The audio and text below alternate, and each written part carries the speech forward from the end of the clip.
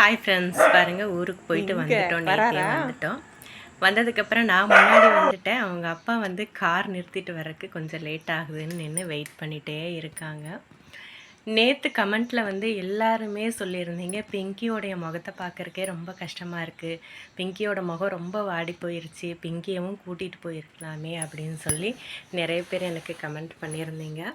கண்டிப்பாங்க, உண்மைதாங்க. அந்த மாதிரி ஒரு முகத்தை பார்த்துட்டு நான் ஊருக்கு கிளம்பி போகும்போது என் மனசு வந்து ரொம்ப கஷ்டமாக தான் இருக்கும். நேற்று ரொம்ப கஷ்டமாக தான் இருந்தது. எப்போவுமே வந்து நாங்கள் ஊருக்கு போகிறப்போ வந்து பிங்கியை வந்து நாங்கள் கூட்டிகிட்டு தான் போவோம். நேற்று வந்து என் மகன் வந்து வீட்டில் தான் இருந்தாங்க.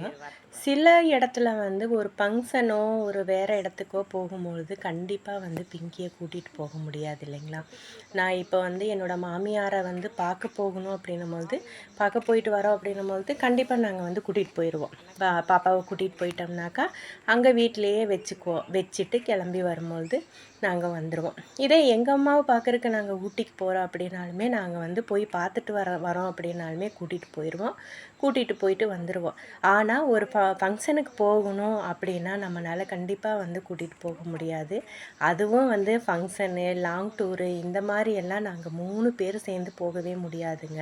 யாரோ ஒருத்தர் கண்டிப்பாக வீட்டில் இருந்து பிங்கி பாப்பாவை பார்த்துக்கணும். ஆனாலுமே நேற்றுமே எனக்கும் ரொம்ப கஷ்டமாக தான் இருந்தது. நேற்று நாங்கள் வீட்டுக்கு வர வரைக்குமே பிங்கி பாப்பா சாப்பிடவே இல்லை.